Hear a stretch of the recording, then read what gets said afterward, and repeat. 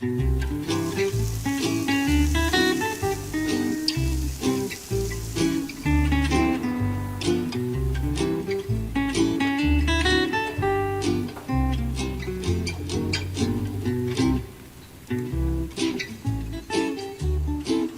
to Seafood and Fish from the Grill. We've got a lot to talk about today, but before we get started, I want to get this beautiful piece of salmon onto the grill to cook. I'm just going to put a little oil on the grill. I've already oiled the fish itself. I'm just going to gently place that down, and we'll get back to that in a few moments.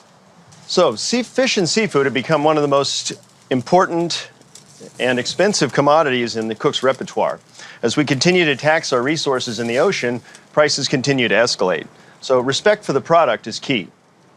Looking at the muscular makeup of fish, fish are designed to make their way through water, which really isn't all that difficult, as opposed to land animals. Land animals have a much higher bone structure. They have much more connective tissue. All of those things lend themselves well to making food more unctuous and moist. Fish, we don't have that benefit. So it's real easy to take a really nice piece of fish and turn it into a really bad piece of fish. So we're going to spend some time today teaching you how to not do that. Here I have a beautiful piece of tuna, and although I realize that you as a consumer would generally not buy tuna in this particular form, I want to sort of take this apart, deconstruct it, look at the different pieces and parts, and talk about what we do with those pieces and parts. So back to my salmon for just a moment. I wanted to just start off by simply grilling a piece of fish that everybody probably has tried to grill. So looking at salmon, it's a very delicate fish. It grills up very nicely. We're using a gas grill here, which is great. Gas lends itself well to cooking seafood. Not too much wood or smoke flavor, nice even heat, and it's very convenient. So one of the most common mistakes people make with grilling fish is they try to move it too soon. So what I've done is I've put this on a very hot part of the grill, and right now I can see right along here I've got a white line, sort of semi-translucent line along the bottom of this, which tells me that this is forming a crust. And if I want to verify that, I can take my spatula, just gently lift up, and see that it's not sticking to the grill. So I'm going to give that about another 30 seconds. We'll come back to our tuna, and we're going to kind of bounce back and forth between these two pieces of fish for a moment. So what I have here with the tuna is I've actually cut this in a manner that we call blocking. So I've cut this into sections already. The first piece I want to talk about is this. This is what we call the bloodline. This is where the meat attaches to the cartilage of the fish. It's very high in myoglobin, which is a chemical compound that basically moves blood to your energy cells in the muscles. And this is really, really irony in flavor. So we basically don't have any use for this except to attract bees. So we're going to throw this in the garbage. And hopefully that'll take the bees to the garbage as well. The second piece is much different. The second piece is our prime cut. This is our sashimi piece. And this is used in sushi restaurants and Japanese restaurants for just that. They slice this, they dress it up with a little acidic marinade, and they serve it raw. I think our salmon is just about ready to move now. So the idea is that this soft flesh forms a nice crust that won't stick. So being very delicate, just kind of gently lifting up as we go the length of the fish, and then I'm going to cross it over and form a further crust by getting those grill marks on the other side. So you can see we got a little bit of shave there, but should still look nice. Now, coming back to the tuna, the next piece, what I've done here is I've cut this into what we call rectangular blocks, so rectangular pieces, so that I can get nice uniform slices out of these. So as you can see, this one's not quite rectangular because it's coming off the angled end.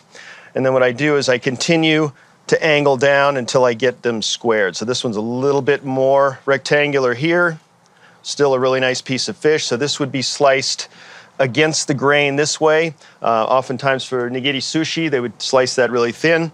And then this last piece, or two pieces out here, this piece has a lot of connective tissue. So that generally would become something like tuna tartare or spicy tuna roll. That would get chopped up for a different purpose. And this piece is a little bit off shape and has a little bit of the sinew, so maybe not quite as prime as that. So all of these are used for prime presentations, as is this last piece here, which we're going to use for our niçoise salad. So I'm going to take this and I'm going to brush this with a little oil. I'm going to look for the nice presentation side here. I'm going to grill this, but I'm not going to grill it very much. And I'm also not going to season it. And I'm not going to season it because we're going to add the seasonings afterwards. With this preparation, we're going to be adding some delicate herbs and spices to this, and I don't want to cook those herbs and spices. I don't want them to burn. So I'm just going to oil this to keep it from sticking. And it's going to go right on the grill, a little oil on our grill.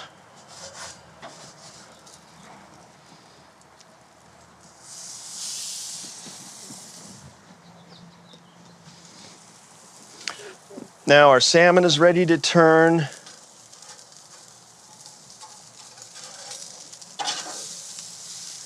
You can see we had a little bit of sticking there in the middle. The nice thing about a piece of salmon like this is it's almost like two different pieces of fish. So what's going to happen is I'm going to have this middle section here is going to be nice and moist and flaky, and this end section where it's thinner and fattier is going to be almost like salmon bacon. It's going to be really crispy, might even have a little char on it. So I really like that. Next, we're going to take our cherry tomatoes, and they're going to go on the grill with the salmon. And you may think it's odd to grill cherry tomatoes, which is perfectly fine, but I'm going to tell you the reason why in a few moments here when we get back to the salad itself.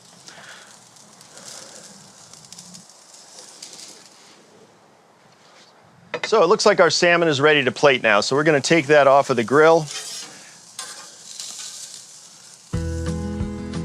And we're just going to present that here on a plate. We've got a little fresh herb there. I might just drizzle a little bit of lemon juice over the top of this, but basically I would just eat this very simply, enjoying the nice delicate flavor of the salmon itself. No really overload in smoke, no additional seasonings or herbs, maybe just a little olive oil and lemon juice. So here is our simply grilled salmon.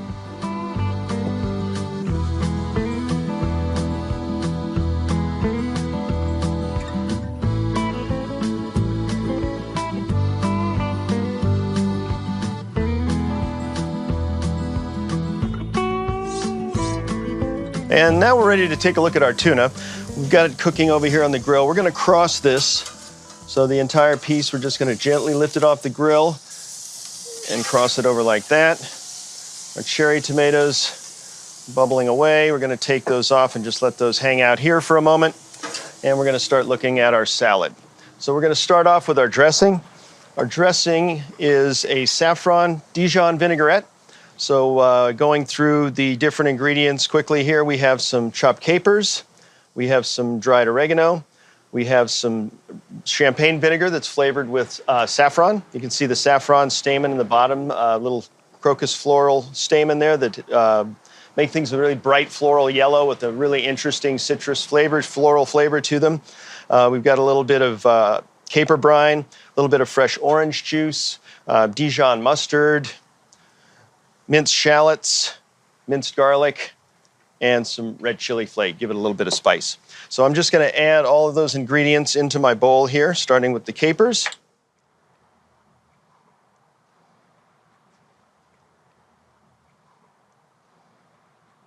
And about half those shallots. I'm going to go ahead and turn the tuna now because it's ready to go over to the other side. What I'm trying to do with the tuna is just sear the outside without cooking it through all the way. I want this to be nice and rare in the center, but I want it to have a nice little crust on the outside on both sides. So now I'm ready to mix up my vinaigrette. I'm going to add a little bit of salt here and some fresh ground pepper. And then I'm going to mix this up and I'm going to whisk in some olive oil to this. It's really a beautiful colored vinaigrette. That saffron just really lightens things up. It's going to be a great complement to the tuna. So I'm going to slowly add in olive oil here while I whisk this. Break up the fat molecules into smaller and smaller droplets so that they can be surrounded by the other ingredients here, because fat and water don't necessarily like to hang out together. So by agitation, I can make those two get along even though they don't want to.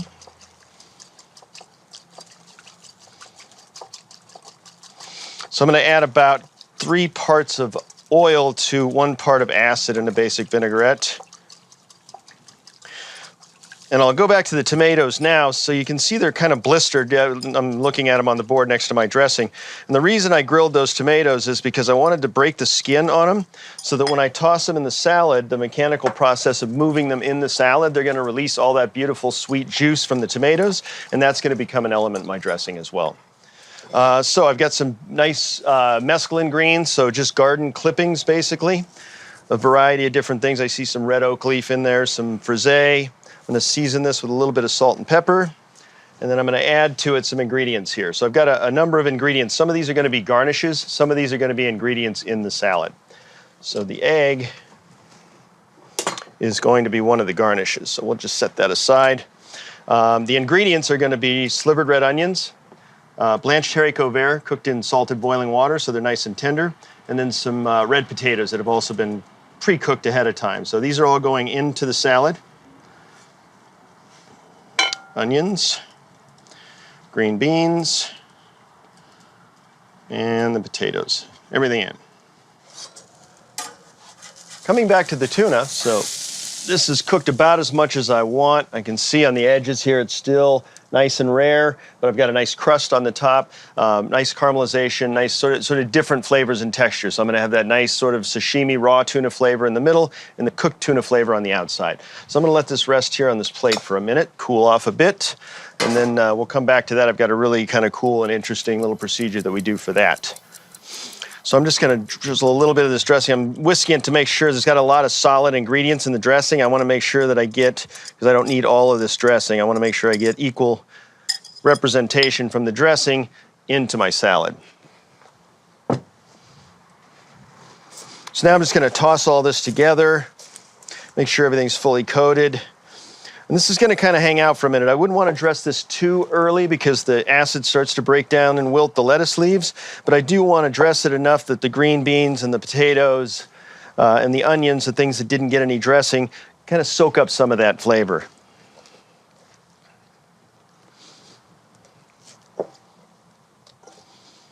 At this point, I'm going to drop my tomatoes in here, and I'm just going to lightly toss those at the end because I don't want to break them down completely, but I do want to get some of that juice into the salad.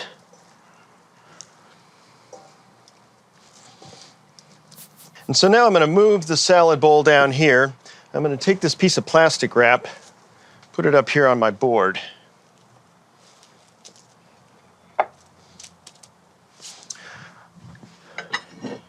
Here I have a mixture of herbs and seasonings. I have some salt and black pepper in here, a little bit of tarragon, some chervil, and some Italian parsley.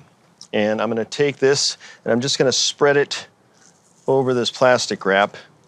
And this is going to be the coating for my tuna, but it's going to be a nice fresh herb coating as opposed to putting this on prior, cooking this all down, and really losing the fresh quality of the flavor of those herbs. I'm just going to put a little olive oil on the top of my fish. It's going to kind of help those to stick. I'm going to take this piece of tuna, I'm going to put it right down there. A little more olive oil, not too much. And then I'm just going to roll this over, capture all those herbs on the outside. Maybe just a little more.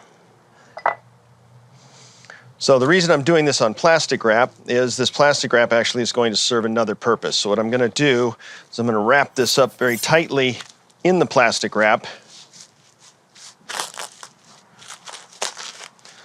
sort of cocoon it, if you will. We'll get back to that in just a moment.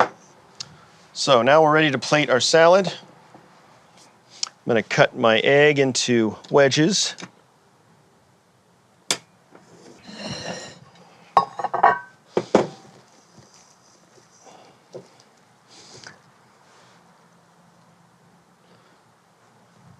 Place the salad gently.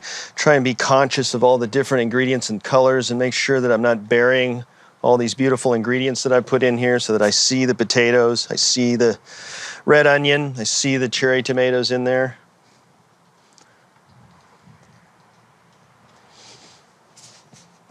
Now for our garnishes.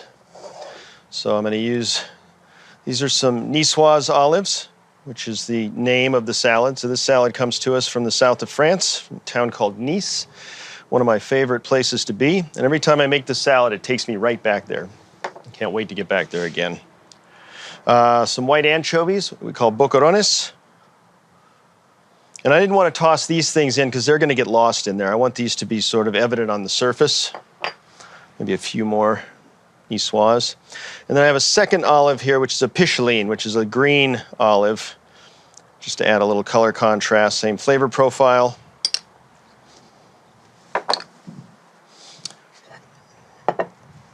And the egg wedges.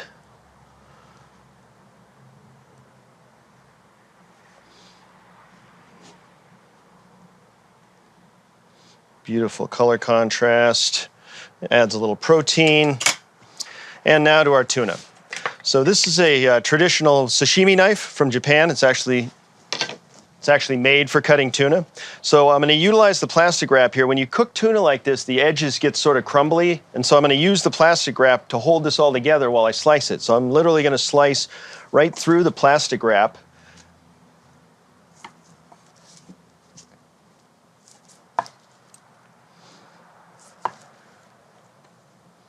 And then I'm just going to take the plastic wrap off. All my herbs stay on the edge of the tuna. Make sure you get all of the plastic wrap off. Nothing worse than biting into a piece of herbed plastic wrap in your Niçoise salad. And that end piece I'm just going to discard.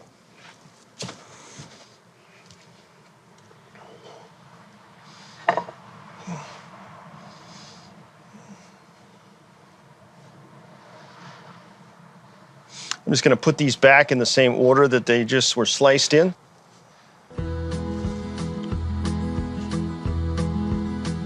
Uniformity. Here we have our beautiful salad niçoise with herb grilled tuna and saffron vinaigrette.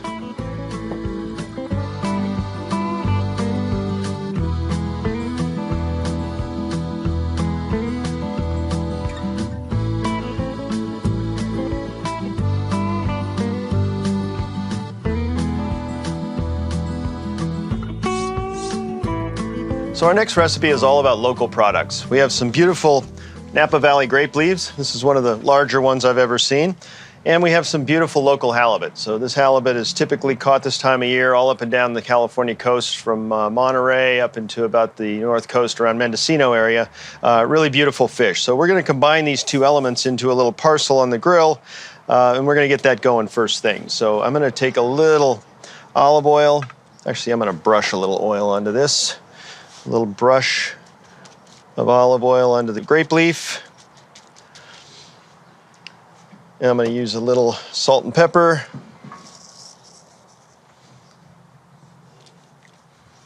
And a little fresh lemon zest.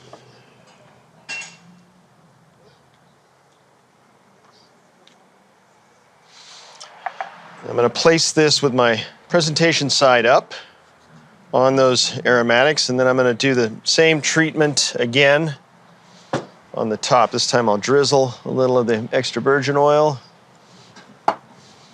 Again, more lemon zest. Salt. Pepper. Now, I'm just going to fold this up into a little package. And then I'm going to brush the grape leaf with a little oil as well. And basically, I'm going to put this on the grill. This is going to do a couple things for me. It's going to protect the really delicate flesh of the fish, which is easy to damage on the grill. It's going to steam the fish inside of that little parcel, and we're going to pick up some nuance of flavor from the grape leaf as well. Now I'm going to take a look at our halibut. I'm just going to turn this over.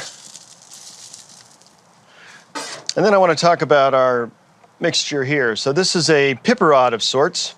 So what we've done is we've taken Spanish onion and garlic, wilted that down softly with some olive oil. Then we added to that some fresh roasted peppers, Kalamata olives, and some fresh chopped parsley. That mixture's now been warmed, kind of homogenizing all the flavors, and we're just going to leave this up here to cool off for a moment.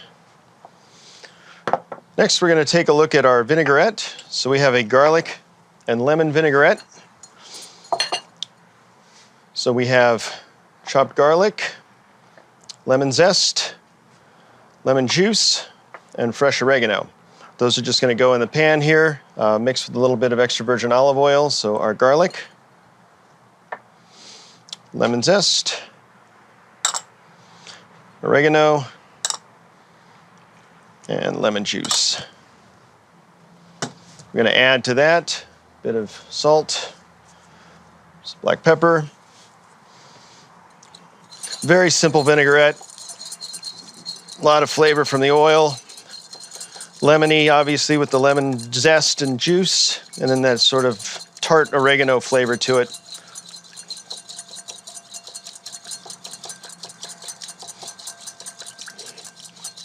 So our halibut's just about done.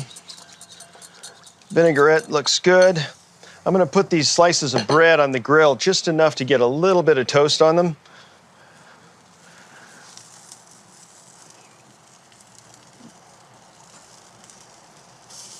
Say 5 is enough. And now we're going to start to assemble our salad. So I have some beautiful arugula here, one of my favorite greens, a sort of peppery, spicy green. So I'm going to get a little salt here. I always salt my greens even though I've seasoned my dressing. The salt kind of bridges the gap between the flavors in the dressing and the greens. Just going to spoon a little bit of the vinaigrette into my salad mix. And then I'm just going to gently toss this. I don't want to beat these greens up too much.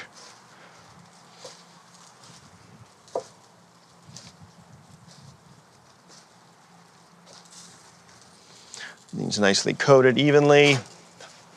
And I think we're ready to assemble our salad.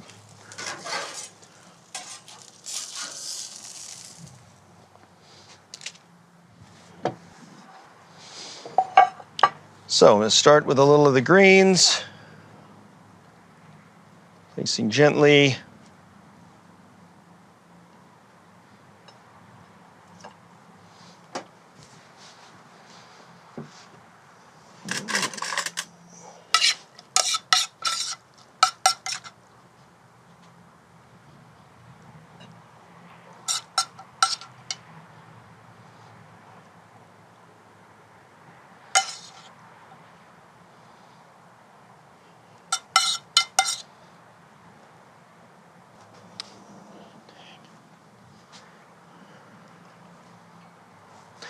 Couple of pieces of the toasted bread.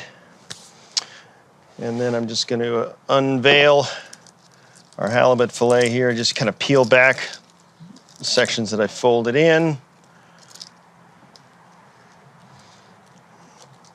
I'm just going to set that right on the edge there.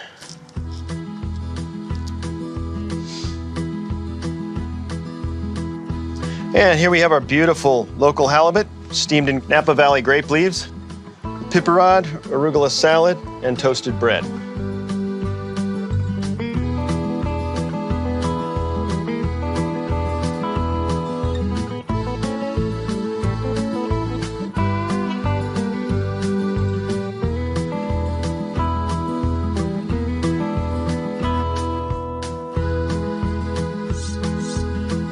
Next, we're going to take a look at shellfish. We've got a couple of different varieties here. We've got some beautiful oysters, and we have some shrimp. We're going to do a different treatment on both of those. So we're going to start off talking about our shrimp first. I'm going to make just a really simple marinade for these shrimp, and then we're going to get those on the grill. So I have some red chili flakes here, some chopped garlic, some freshly cut cilantro, a little bit of white wine, and some extra virgin olive oil. So we're just going to mix those together, starting off with the red pepper flakes. Moving on to a good quantity of chopped garlic, our cilantro, good amount of extra virgin olive oil, and just a splash of white wine in there. The white wine's going to give us our acidity in this, and also there's a little bit of acid in the olive oil as well. So I'm just going to mix this together. Yeah, add a little salt and pepper to this.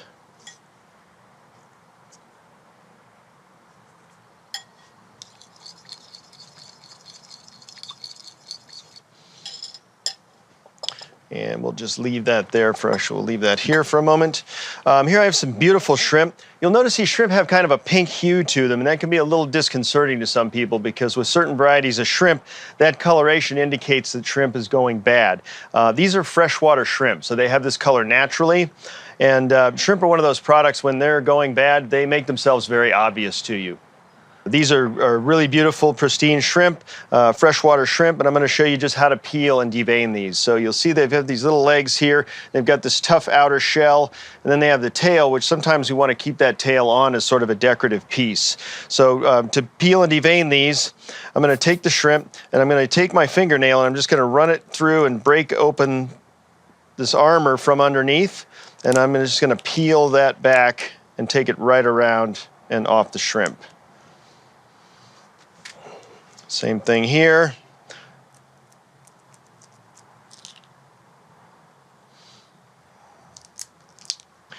So they also have a little vein that runs along the back here that we want to get rid of, and it's somewhat unpleasant. It's part of their digestive tract. So we just want to take that out. We can use a knife to scrape that out. Usually it just falls right out like that. Same idea here, splitting down the back. Just removing that vein.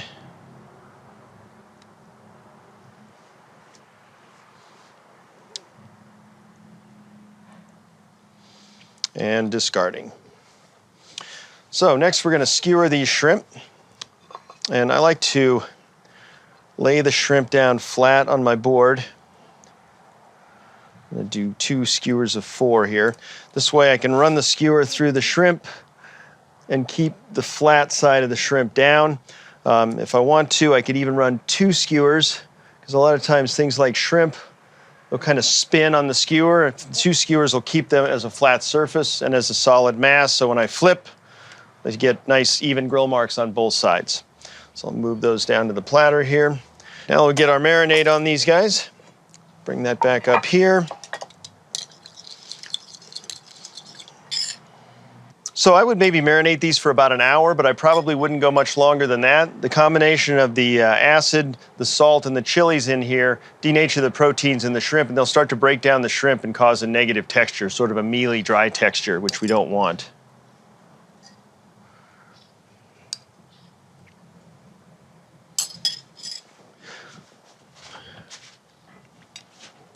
So now I've got a nice marinade on here. We're going to go right to the grill with these guys.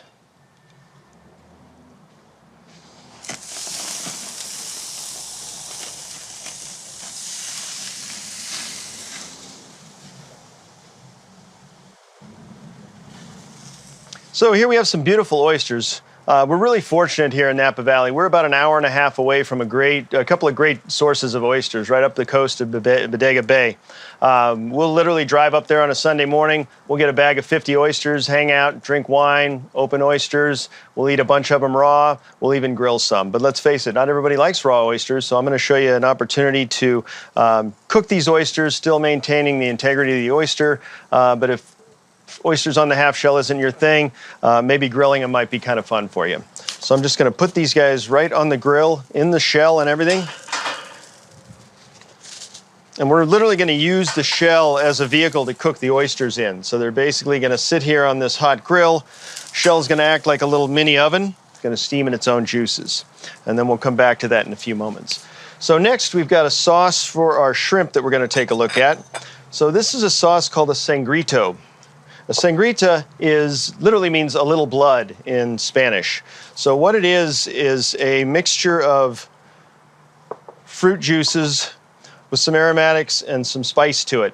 Oftentimes it would be the leftovers from a fruit salad, leftover beverage of some sort, and there's many different regional preparations of this, so you get some different variances in ingredients. So I'm going to start off. I have some Worcestershire, brown sugar, some Tabasco, fresh lime juice, and olive brine here. In the backdrop, I have some fresh squeezed tomato juice and some fresh orange juice. So I'm just going to combine all of these elements. Start off with the olive brine, lime juice.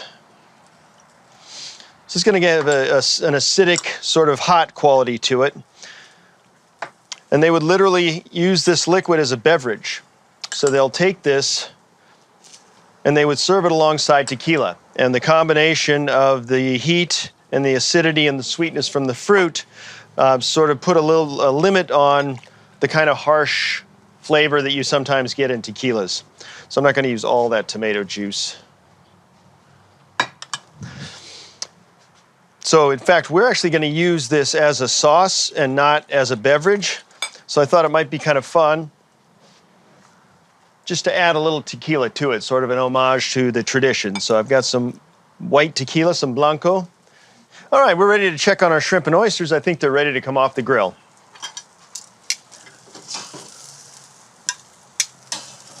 Shrimp look great. Take a look at the shrimp. You'll notice that they haven't curled up. That's one of the signs that shrimp's overcooked, is when it curls up into a tight little ball. These are still fairly open, but I can definitely see that they're cooked from the texture. And our oysters, you'll notice they're bubbling away, so those juices inside have steamed the meat on the inside of the oysters.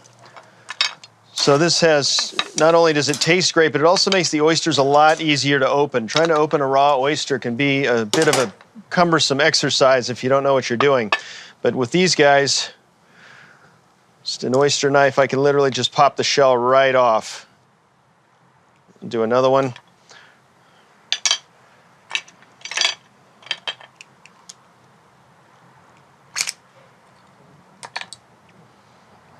So I have some compound butter here. And I'm just going to take a little bit of my compound butter. Oops. And to keep this on ice so it stays nice and firm. And I'm just going to break a little piece of my compound butter off and let it melt into the oyster.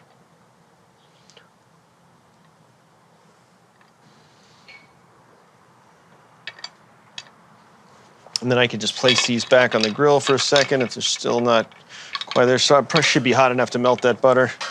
But if not, just pop them right back on there. 45 seconds, they'll be ready to go. In the meantime, ready to plate our shrimp. So we have our plate here. With the skewers, when you take skewers out of an item like this, if you just pull the skewer, a lot of times you may tear the flesh of whatever you're removing the skewer from. So if you just twist the skewer a little bit, they come out nice and clean.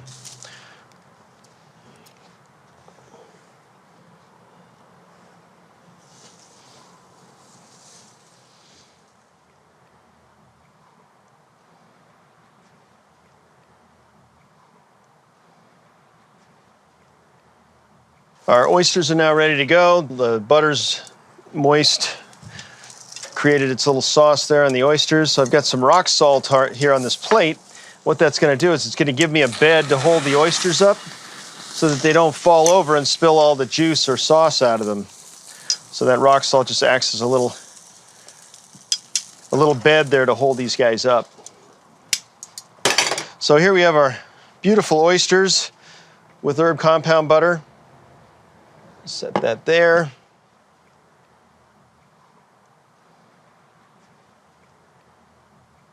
Got a little avocado here. So one of the tricks with the avocado is taking a spoon and starting at about 10 o'clock and pressing the spoon to the back of the avocado shell. And then the avocado comes out as a single mass. And then I'm just going to do quick little dice on this. So if I use just the tip of my knife, I can keep the avocado in place on the board. Stays in one place, doesn't move around. And then I can just